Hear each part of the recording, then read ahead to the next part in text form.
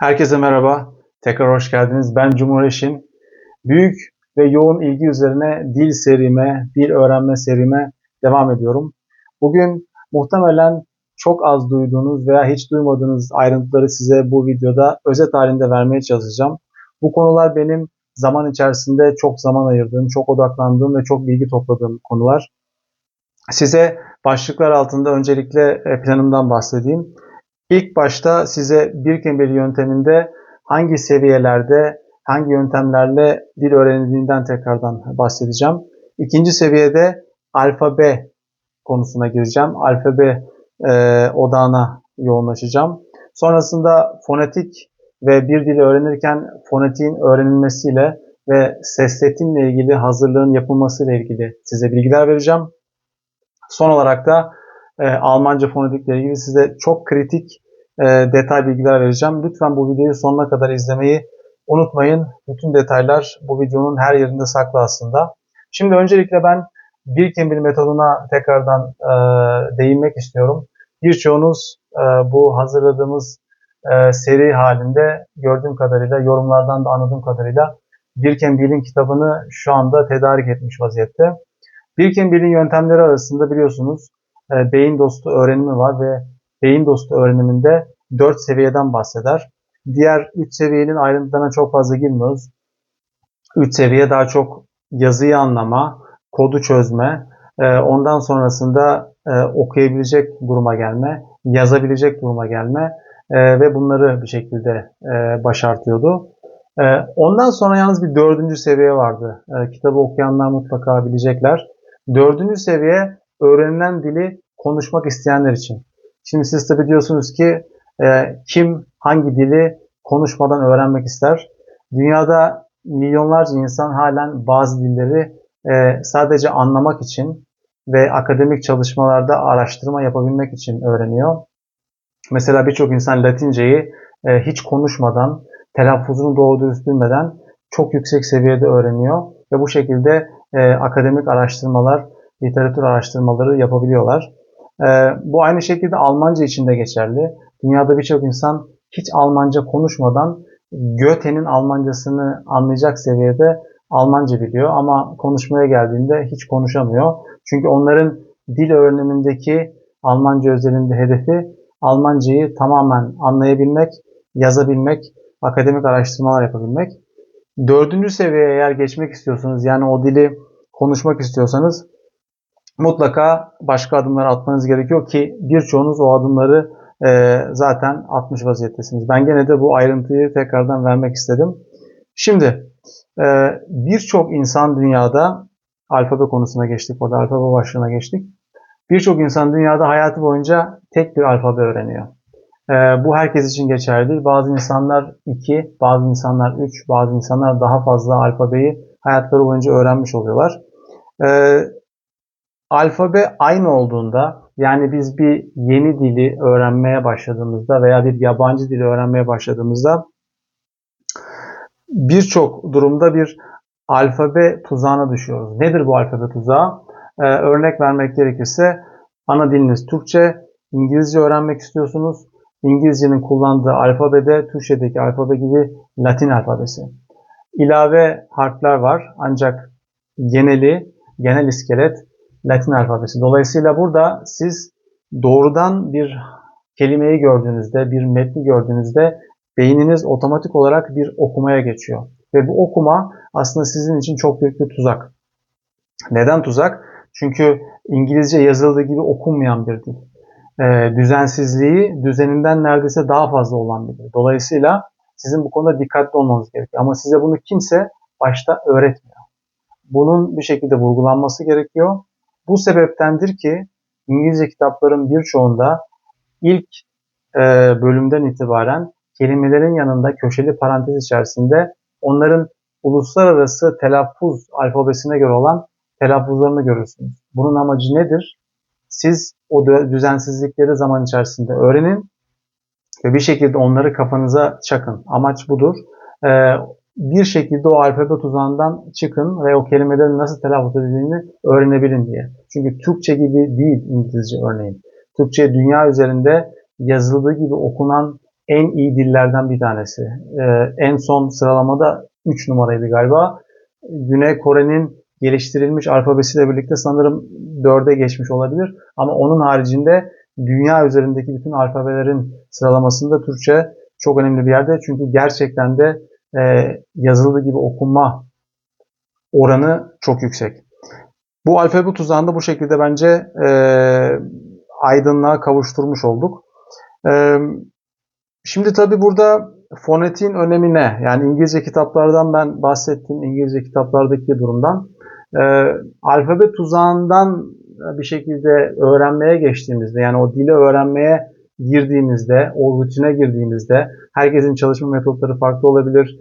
Bazı insanlar gramere ağırlık verebilir, bazı insanlar kelime çalışmaya, kelime dağarcığına ağırlık verebilir, bazı insanlar kalıp çalışmasına ağırlık verebilir. Ama her halükarda siz bir metinle karşılaştığınızda sizin gözünüz bir şey görüyor ve o alfabe tuzağında örneğin siz şu kelimeyi gördüğünüzde siz otomatik olarak bunu okuyorsunuz.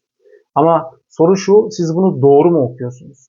Öğrendiğiniz hedef dilde bunun nasıl okunduğunu ve bunun genel kurallarını bir şekilde kafanıza çakmanız gerekiyor. Bu çok fazla odaklanılan bir şey değil. Yani e, ne İngilizce'de ne Almanca'da bu çok odaklandığımız bir şey değil. Hatta ve hatta öğrencilere baktığımız zaman, yetişkinlere baktığımız zaman bu uluslararası telaffuz alfabesini gerçekten hakkıyla bilenlere pek rastlamıyorsunuz. Halbuki bu çok önemli bir şey ve bu gerçekten de sizin ileride hedef dilinizi nasıl konuştuğunuzu belirleyecek olan bir şey.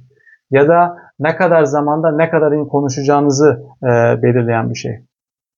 Fonetiğin önemini de bu şekilde ortaya koymuş olduk. O örneği size bir şekilde deminki kelimeden yola çıkarak tekrardan vermek istiyorum. Demin o kelimeyi görmüştük. Şimdi bu kelimeyi aynı zamanda Türkçe fonetiğe göre okunuşuyla birlikte görüyorsunuz. Şimdi siz bunu bu şekilde gördüğünüz zaman, ki bu bazı Almanca kitaplarda eskiden daha çok bulunuyordu. Şimdi bulmak o kadar da kolay değil galiba. Mesela Langenscheid'in biraz reklam gibi olacak ama sözlüklerinde kelimenin yanında parantez içerisinde telaffuzları olur. Türkçe, Almanca sözlüklerde.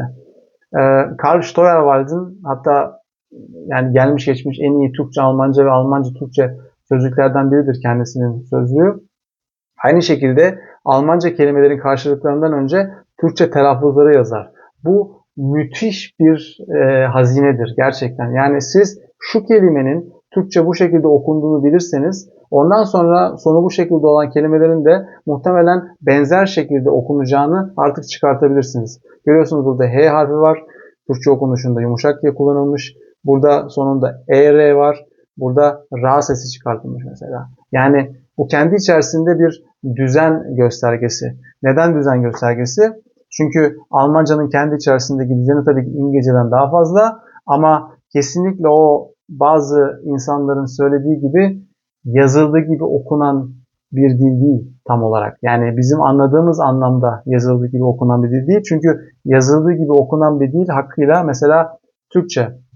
Tabii ki istisnaları var ama Almanca kesinlikle Türkçe gibi yazıldığı gibi okunan bir dil değil. Dolayısıyla ne alfabe aynı tuzağına düşüyoruz ne de yazıldığı gibi okunuyor tuzağına düşüyoruz. Fonetiğin kodlarına giriyoruz ve göreceksiniz ki Almanca'da zaten belli başlı fonetik kalıplar var. Eğer ana diliniz Türkçe ise ve Almanca öğreniyorsanız bu kalıpları öğrendikten sonra çok ciddi anlamda sesletimde atılım yapabilirsiniz. Bunu size garanti ediyorum. Bu konuda çalışmanızı, notlar almanızı, gerekirse o bahsettiğim sözlüklerden yararlanmanızı tavsiye ediyorum. Tabi burada en başta alfabeyle ilgili olarak da bir sesletimsel aydınlanmaya ihtiyacımız var bence. Ben şöyle bir göz gezdirdim. Alfabe ve alfabenin telaffuzuyla ilgili birçok video var. Bunların birçoğu da faydalı. Yalnız burada bazı bilgiler eksik. Yani ben böyle tam ayrıntısıyla ve Türkçenin sesletimiyle kıyaslayacak şekilde bir videoya rastlamadım şu ana kadar. Eğer siz gördüyseniz bana da yorumlara yazabilirsiniz. Ama ben şu ana kadarki bilgi birikimimle ana dili Türkçe olanlar için, özellikle Almanca öğreniyorsanız, bu alfabedeki sesletim farklarını size kısaca özetlemek istiyorum. Çünkü buradaki bazı farklar çok ciddi ayrıntılar ve bunları size bazı insanların ayrıntı olarak söylemesi gerekiyor. Aksi takdirde bunları kulağınız ilk başta algılamayabilir veyahut alfabe tuzağına düştüğünüz için bunları bir şekilde çıkartmıyor olabilirsiniz. Ben şimdi size Alman alfabesini bir şekilde buraya çıkarttım. 26 tane harften oluşuyor biliyorsunuz Alman alfabesi. Burada harfler tanıdık geliyor ama seslerin hepsi yüksek Almanca'da o kadar da tanıdık değil. Yani kendimizi sesletim anlamında fonetiğe adım atarken bu harflerle birlikte hazırlamamız gerekiyor. Şimdi ben bu harflerin üzerinden geçeceğim. Dikkatle bakarsanız bazılarının altında kırmızı noktalar var. Bu noktaların sebebi oralarda bize göre bazı tuzaklar var ve bu tuzakları size birinin anlatması gerekiyor. Şimdi başlıyorum. Konsantre bir şekilde devam ederek bakalım kaç dakikada bunu tamamlayabileceğim. Çok değerli bilgiler var. Lütfen bu ayrıntıları atlamayın. A harfiyle başlıyoruz. Bismillah dedik. A ile başladık. Bu A harfinde Almanca'da çok ciddi bir fark var. Biz A harfini telaffuz ederken bir kere ağzımızı çok açmadan genelde telaffuz ederiz. Yani halı derken mesela ağzımı neredeyse hiç açmadım fark ederseniz. Kameradan da kendime bakabiliyorum. Ağzım fazla açılmadı. Şimdi buradaki birinci fark genelde eğer kelimenin ortasında değilse o A, mesela das derken kelimenin ortasına denk geliyor A harfi. Orada fazla açılmayabilir. Ama genelde kelimenin başındaysa A harfi o harfte ağız çok açılır. Mesela alle. Bakın alle diyorum bakın. Alle demiyorum. Alle demiyorum. Alle. Türkçe okumaya meyletsem o kelimeyi alle diye okurum. Ama öyle değil. Alle. Bakın ağzım ne kadar açılıyor. Görüyorsunuz farkı. O ağız açılmasını bir şekilde çalışmanız gerekiyor. Çünkü ağzınız o şekilde açıldığında farklı bir ses çıkıyor. İkinci bir ayrıntı, dikkat ederseniz Türkçedeki gibi A sesini çıkartmıyorum orada ben. A diyorum, A. Bu neyi çağrıştırıyor? Eski Türkçede ayn diye bir ses vardı. Yani orada yazılım da o şekilde kullanılıyordu. Sözler olarak çok fazla kullanılmasa da ayn sesi hafif gırtlaktan bir ses çıkartır. Bakın A. Şimdi Almanca'daki A harfi yüksek Almanca'da A ile ağzımızı açarak A ile ayn arasında bir ses çıkartır. Alle, mit allem. Anlatabiliyor muyum? Yani oradaki ses aynı ses değil. Gördüğünüz gibi birinci harfte bile daha kendi içinde bir tutarsızlık, kendi içerisinde bir sapma gördük. Harflerden devam ediyorum. B. Bu arada harflerin alfabedeki kodlaması sırasında biz B diyoruz. Bu Almanca'da B diye söylenir. Orada telaffuz edilen E'ye biraz sonra geleceğim. B'de genelde bir sorun olmaz. Bu aynı şekilde telaffuz ediliyor. Ağızdaki hareket aynıdır. O yüzden herhangi bir şekilde sorun çekmezsiniz. C harfi. C harfi başlı başına bir konu. Yalnız bunun nerede nasıl telaffuz edileceğini bileceksiniz. Bazı yerlerde bu S diye diftong yani çift sesle söylenir. Bazı yerlerde de K ile söylenir. Almanca'da bu harf C sesini çıkartmaz. Ama ses setimi bildikten sonra genelde bu harfte bir sorun yaşamazsınız. D harfi Almanca söylenişi değil. Burada aynı şekilde Türkçedeki telaffuz edebilirsiniz. Herhangi bir sorun olmaz. Yani Denizli, D aynı şekilde devam edebilirsiniz. DAS'taki gibi. Geldik E'ye. Hoppa. Olay kopmaya başladı. Bakın ikinci sesli harf, ikinci kopma. Neden? Çünkü Almanca'da eğer sizin isminiz Esinse mesela isminizi kodlayacaksınız. Şöyle kodladınız. E-S-I-N. Hoppa koptu. İsminizi kimse anlayamaz. Neden? Çünkü bu harfin Almanca'daki telaffuzu E değil. E. Bakın Türkçe'de biz böyle bir ses telaffuz etmiyoruz. Bu ses Almanca'da bu harf hangi sese tekabül ediyor? Türkçedeki E ile İ arasındaki bir sese tekabül ediyor. Ne E ne İ. E. Görüyor musunuz? E. Dilimi nasıl yerleştiriyorum? Ağzımda nasıl tutuyorum? E demiyorum. E. Böyle çenemi de biraz geriye atarak çıkartıyorum. Geldik F harfine. Almanca'daki söylenmesi F. F harfinde veya F harfinde herhangi bir şekilde bir sapma görmezsiniz. Aynen Türkçedeki gibi telaffuz edebilirsiniz. G harfi. Herhangi bir sorun çekmezsiniz. Türkçedeki gibi telaffuz edebilirsiniz. H harfi. Geldik gene başka bir tuzağa. H harfi.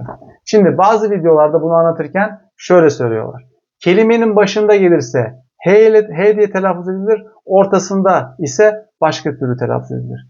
Bu bilgi yanlış. H harfinde tek bir kural var. Bunu aklınızdan çıkarmayın.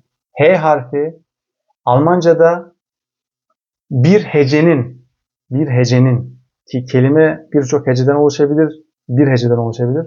Bir hecenin başındaysa Türkçedeki H gibi okunur.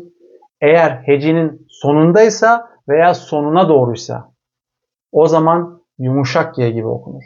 Yani burada bir tane örneği var mesela. Nedir kelime? Öğretmen, Leyra. Buradaki birinci hecenin sonunda H harfi. Birinci hecenin sonunda olduğu için görevi yumuşak G'dir. Unutmayın. Almanca'da bu çok önemli. Lütfen alfabe tuzağına düşüp kelimelerin ortasındaki veya hecelerin sonundaki veya hecelerin başındaki H harfini yanlış telaffuz etmeyin. İ harfi. İ harfi Türkçedeki gibi okunur. Herhangi bir şekilde sapma göstermez. İstisnalar belki olabilir diye düşünüyorum ama şu an aklıma gelen bir şey yok. J harfi Almanca'da bu J diye telaffuz edilir. J yani bunu nerede görürseniz onu Y ile bir şekilde telaffuz edeceksiniz. İstisnaları var mıdır? Vardır. Mesela Fransızcadan gelmiş olan jeton kelimesi Fransızcadan geldiği için telaffuzu bir değişiktir. Türkçedeki jetondur. Çok fazla kullanılmaz ama orada mesela J ile telaffuz edilir. Onun dışında nerede görürseniz görün Y ile telaffuz etmeniz lazım. K harfi herhangi bir sorun teşkil etmez. Nerede görürseniz K ile telaffuz edin. Geldik L harfine. Hoppa. Yine bir tuzak. Altında nokta var. Buradaki tuzak nedir? Şimdi L harfi Türkçe'de her yerde aynı şekilde telaffuz edilmez. Şimdi diyorsunuz ki nasıl olabilir böyle bir şey? L harfinin Türkçe'de iki tür telaffuzu vardır. Bu ondan sonra gelen sesli harfe göre değişir. Mesela halı derken ki L sesiyle Ali derken ki L sesi aynı değildir. Bir tanesi kalın, bir tanesi ince L'dir. Geldik Almanca'ya. Almanca'da L harfi yüksek Almanca'da her zaman ince L ile telaffuz edilir. Mesela çok kritik, çok kullanılan bir kelimeden örnek verelim. Alt. Alt. Bakın telaffuza bakın. İçinde A var, L de var. A'yı anlattım, içinde L de var. Alt. Mesela yaşınızı söyleyeceksiniz. 30 yaşındayım, 40 yaşındayım, 50 yaşındayım. Ich bin 30 Jahre alt, ich bin 40 Jahre alt, ich bin 50 Jahre alt. Bakın. Alt. Alt. Orada siz alfabe tuzağına düşüp onu alt diye okursanız çünkü o kelimenin aynısı, aynı yazım Türkçe'de de var. Onu alt diye okursanız alt bir şeyin altı, alt. O telaffuz yanlış olur ve sizi anlamakta çok zorlanırlar. Çünkü o kelimenin sesletimi o değil, fonetiği o değil. Alt demeniz lazım, alt. Orada ince L'nin çıkması lazım. Bu çok önemli. Geçtik M'ye. Almanca'daki söylenişi M. Herhangi bir şekilde sıkıntı yaşamazsınız. Türkçedeki gibi telaffuz edin. N. Almanca'daki telaffuzu N. Herhangi bir şekilde sorun çekmezsiniz. Aynen devam. O. Herhangi bir şekilde sorun çekmezsiniz. Aynen devam. Ağzımızı aynı şekilde mi açıyoruz diye düşünüyorum. Muhtemelen yakındır. Çok fazla bir sapma olacağını düşünmüyorum. P. E'nin telaffuzuna dikkat ettiniz herhalde söylerken bunu. P. Peki P harfinde bir sapma olur mu? Olmaz. Aynen devam. Q harfi. Q bu inek demek gibi söylenir. Yani kodlamasını yaparken.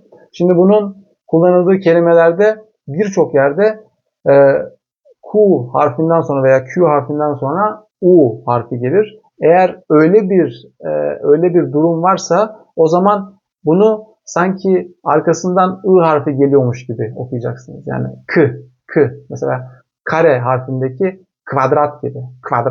Kvadrat gibi. R. Geldik. Buna kırmızı nokta koymamışım ama genelde bunu vurgusunu yapmak istiyorum. R harfi. Şimdi bazı Almanca öğrenen kişiler R harfini gırtlaktan çıkararak öğrenmeye çalışıyor. Bazıları da gerçekten bunu çok iyi yapıyor. Bu tabii tercih meselesi. Yani Türkiye'de gırtlaktan R'ye çıkarmak standart bir şey değil. Bazı durumlarda ortaya çıkan bir şey. Ben herhangi bir şekilde bu konuda strese girmenizi tavsiye etmem. R harfinde rahat olabilirsiniz. Almanya'da, özellikle Güney Almanya'da birçok insan R harfini Türkiye'de döndürdüğünüz gibi ağzın içinde ve dilin ucunda döndürerek söyler. Yani aynen Türkiye'de R sesini çıkarttığımız gibi onu bir şekilde döndürdüğümüz gibi çıkartır. O yüzden o konuda bir gerginliğe girmeyin derim. Türkçedeki gibi bunu telaffuz edebilirsiniz. Tabi bunun telaffuz edilmediği yerler var. O yüzden fonetiğe tekrardan bir şekilde kısaca dönmek istiyorum. Mesela öğretmen kelimesinin sonunda da R harfi var ama sondaki R harfi okunmaz. Yani nerede okunacağını ve nerede okunmayacağını mutlaka bilin. O şekilde fonetik hazırlığınızı yapın. S harfi bu önemli. Kelimenin başında olduğu zaman, genelde kelimenin başında olduğu zaman Z sesini çıkartır bu Türkçedeki. Kelimenin ortasındaysa o S harfini, yani kelimenin ortasında derken gene hecenin sonundaysa o zaman kendi S sesini çıkartır. Burada genelde bir zorluk yaşamazsınız çünkü çıkarabileceğiniz bir ses. Türkçeden dolayı hem S sesini hem Z sesini çıkartabiliyoruz. Burada bir sorun yaşamazsınız. T harfi aynen Türkçedeki gibi telaffuz edebilirsiniz. Herhangi bir sorun yok. U harfi herhangi bir zorluk yaşamazsınız. Türkçedeki gibi telaffuz edebilirsiniz. Bu harf Almanca'da V diye okunur. Kodlarken de o şekilde. Bunu söylerken istisnalar dışında tabii F harfiyle, yani sanki bir F harfi varmış gibi telaffuz edeceksiniz. Sonrasında W geliyor. W Almanca'da V sesini çıkartır. Bunu gördüğünüzde V sesini çıkartabilirsiniz. Sonra X harfi geliyor. X harfinde biraz antrenman yapmanız lazım. Eğer kelimenin başındaysa biraz sizi zorlayabilir. Ama kelimenin ortasındaysa genelde sizi zorlamaz. Çünkü ses setimine alışkınsınız. Bundan sonraki harf Y diye okunuyor. Bunu gördüğünüzde genelde Ü harfini, Ü sesini çıkartıyorsunuz. Ama bazı yerlerde, özellikle İngilizceden geçmiş bazı kelimelerde de Y sesini çıkartmanız da gerekebilir. Son harfimiz Z harfi. Bu Almanca'da Z diye okunuyor. Yani kodlarken Z diyorsunuz. Burada çiftleme var. Yani T ile S harflerini çok hızlı bir şekilde bir anda okuyorsunuz. Şimdi bu bizim aslında kesinlikle alışık olmadığımız bir şey değil. Sadece bu konuda tecrübemiz yok. Çünkü mesela biz sesini çıkartabiliyoruz. Bunu birçok insan, birçok millet çıkartamaz. Bu sesini çıkartırken ki en baştaki sesini eğer bir şekilde biz idman haline getirip farklı kelimelerde kullanırsak göreceksiniz ki belli bir noktadan sonra bu harfi çok rahat telaffuz edeceksiniz. Yani sonuç itibariyle tekrardan toparlamam gerekirse, eğer siz bu videoyu seyrediyorsanız Almancayı konuşmak istiyorsunuz demektir. Demek ki Türkçe ile alfabesi aynı olan, yani Latin alfabesi olan bir dil öğreneceksiniz demektir veya öğreniyorsunuz demektir. Burada alfabe tuzağına düşmeden fonetik hazırlıkları yapıp, kendi fonetik hazırlığınızı yapıp beyninize belli kalıpların nasıl okunduğunu Türkçe olarak yerleştirmeniz gerekiyor. Bunu yerleştirdiğinizde, bir Almanca metin gördüğünüzde onu otomatik olarak doğru okumaya meyledeceksiniz. Aksi takdirde yanlış okumaya meyledeceğinizden kendi kafanızda kelimelerin telaffuzu bir şekilde yanlış olabilir. Bunu bir şekilde engellemeniz gerekiyor ve çok önemli bir verim katkısı olacaktır size bunun. Bunu aklınızdan çıkarmayın. Fonetiğin öneminden bahsettim. Almanca fonetiğinden ve Almanca alfabesinin tuzak noktalarından bahsettim. Bunları aklınızdan çıkarmayın. Ve harflere odaklandığınızda, kelimelere odaklandığınızda ve kalıplara odaklandığınızda bu alfabe ve fonetikle ilgili olarak verdiğim ayrıntı lütfen kafanızdan çıkarmayın. İnşallah bu videoda sizin için çok faydalı olmuştur diyorum. Sonuna yaklaşırken şu anda muhtemelen sizin için en uygun olan video tavsiye ediliyor. O videoyu da izleyip sonuna kadar bilgilenmeyi sakın unutmayın. Son olarak şunu söyleyeyim. Gerçekten de sizlere çok teşekkür ederim. İnanılmaz bir etkileşim oldu cemiyet içerisinde.